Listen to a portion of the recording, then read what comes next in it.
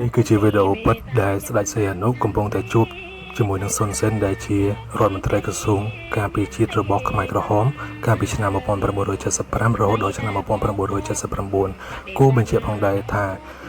សីហនុគឺជាមនុស្សដែលមានឥទ្ធិពលសំខាន់បំផុតដែលជួយចលនាខ្មែរក្រហមឲ្យទទួលបានជ័យជំនះនៅក្នុងឆ្នាំ1970ចលនាខ្មែរក្រហមមានកងទ័ពប្រហែលជា2000នាក់តែប៉ុណ្ណោះក៏ប៉ុន្តែបន្ទាប់អំពីការបង្កើតរដ្ឋាភិបាលរួមជាតិរបស់សីហនុហើយអំពាវនាវឲ្យពលរដ្ឋខ្មែរស្លូតត្រង់ចូលរួមដៃជាមួយនឹងខ្មែរក្រហមកងទ័ពខ្មែរក្រហមបានកើនឡើងរាប់ម៉ឺននាក់នៅក្នុងសម័យនោះពលរដ្ឋប្រជារាស្ត្រខ្មែរតាមស្រែចម្ការភាគច្រើនចូលចិត្តស្ដេចនិយមស្ដេចក៏ប៉ុន្តែស្ដេចអង្គនេះហើយគឺជាអ្នករុញប្រទេសកម្ពុជាឲ្យចុះនៅក្នុងនរកនៅក្នុងឆ្នាំ1975យ៉ាងពិតប្រាកដមិនអាចប្រកែកបានដោយមានកងទ័ពយួននៅពីក្រោយសកម្មភាពរបស់សីហនុជាមួយនឹងយួនខាងជើងគឺដោយសារតែសីហនុបានជួយយួននៅក្នុងការទទួលដីកម្ពុជាក្រោមដោយស្របច្បាប់ចំណែកមួយវិញទៀតគឺជាការលបយួនខាងជើងដើម្បីវាយយួនខាងត្បូងគេមិនអាចបំភ្លេចបានទេអំពីការចុះហត្ថលេខាដោយសម្ងាត់រវាងសីហនុជាមួយនឹងហូជីមិញនៅក្នុងការបង្កើតផ្លូវលំហូជីមិញនៅក្នុងដីខ្មែរនេះបានធ្វើឲ្យពលរដ្ឋខ្មែរមណ្ឌិតបញ្ញវន្តអ្នកចេះដឹងខ្មែរមានការជឿចាប់ឥតគណនាអំពីស្ដេចអង្គទេបង្កមហាវិនាសកម្មដល់កម្ពុជា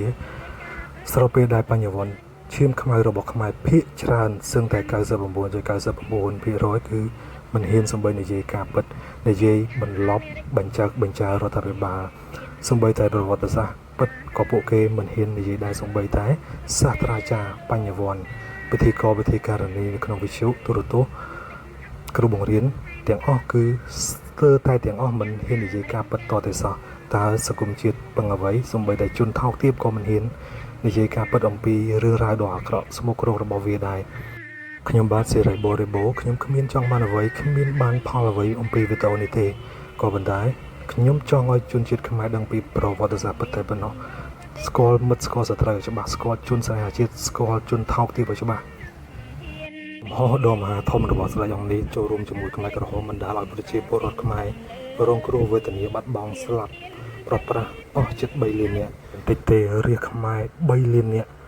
មិនមែនតិចទេរាជខ្មែរ3លាននាក់ច្រើនណាស់ខ្លួនឈាមហូហៀមាត់ទាសន្តិភាពរស់ជាទុនទៀបសូរិយាកុំភ្នំថ្ងៃលិចបនស្លាប់ក្រៅត្រនំអនិច្ចា